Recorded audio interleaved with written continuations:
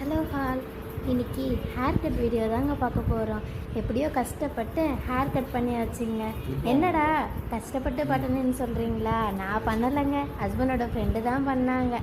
கெஞ்சனோவில் husband கிட்ட கெஞ்சி okay வாங்கியாச்சுங்க.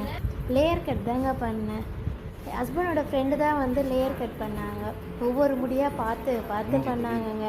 Finally hair cut பண்ண உடனே பழைய முடி இருக்க மாதிரியே இருந்தாலும் நல்லா இருந்திருக்கும்னு தோணுச்சு. இருந்தாலும் என்ன பண்ணுறது, முன்னாடியே யோசிச்சுருக்கணும். இந்த லேயர் ஹேர் கட் பண்ணுறதுக்கு எனக்கு 300 ஆச்சு, பாப்பாவுக்கு 1050 ஆச்சு. மொத்தம் 450 ஆச்சுங்க.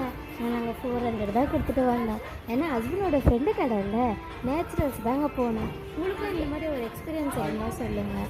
பாப்பாவுக்கும் ஃபைனலி ஹேர் கட் பண்ணோம். பாப்பாவோடைய ஹேர் கட்டும் நல்லா இருந்தது. பட் ஆனால் இன்றைக்கி பாப்பாவுக்கு உடம்பு சரியில்லை.